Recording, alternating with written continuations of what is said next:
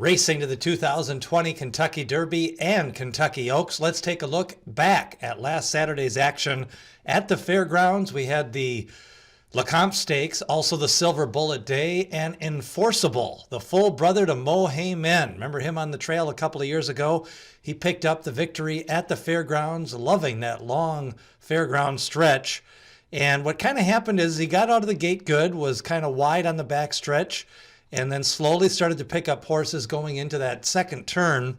And he really got the jump on Silver State. Silver State was bet down to the favorite off that 9-2 morning line, and Silver State took all the money for trained by Steve Asmussen. He had a little bit of a box trip on the turn. He was coming on late, but I don't know if he was ever going to get to Enforcible. Enforcible looked really good on the track, getting ready to warm up before the race. Really looked like he was going to run a bang-up race. So Enforcible looks like he'll be moving on to the Risen Star next. As for Silver State, it looks like he's going to be one of those horses that is bet down every race. He's ran 3 times, been favored in all 3 races. Still got a little room for improvement, but he does need to get better out of the gate. And I think he needs to utilize, I think he's got a little bit of speed. I think he needs to utilize that speed a little bit earlier in the race. But overall, I think it was a good rendition of the Lecomte Stakes. Enforcible moves on to the Risen Star, and Silver State, either the Risen Star or maybe something like the Rebel or something like that for Steve Asmussen. Meanwhile, on the ladies' side, it was a Silverbulletday, and Finite made it 4 in a row. She had to gut it out. She didn't get that great of a start, was a little bit wide on the backstretch, and there was some speed going out there with Ursula, who was able to get to the lead and establish the pace. Ursula led every step of the way except for the last 10 feet, and kind of a tough loss there for Ursula, as she had ran against Taraz in her most recent start, and really after losing by 11 lengths to that one, Taraz going to go in the Martha Washington this Saturday at Oaklawn Park.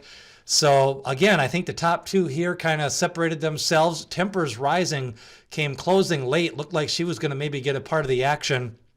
Actually ended up getting right there in the mix with Ursula, and also with the winner Finite, and Tempers Rising with the 3rd place finish. She was just a jump away from getting second.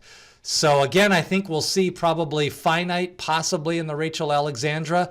Of course, British Idiom is pointing for that spot, or she may try to go to Oaklawn Park and stretch out that speed on a shorter stretch for Finite. I do think she's got some distance limitations, and we've starting to see some of the good returners from last year starting to enter their first works of the year now, and then a couple of big maiden winners last week also kind of getting into that top 10 mix for the fillies. I think the Oaks probably has a lot more clear-cut top 4 or 5 horses right now, and kind of the Colts are still separating themselves, and then the big maiden victory, we'll talk more about him later this week, but the Son of Blame, who picked up the win, Nadal at Santa Anita, and a 98 Beyer speed figure, definitely one of the more impressive performances of the weekend.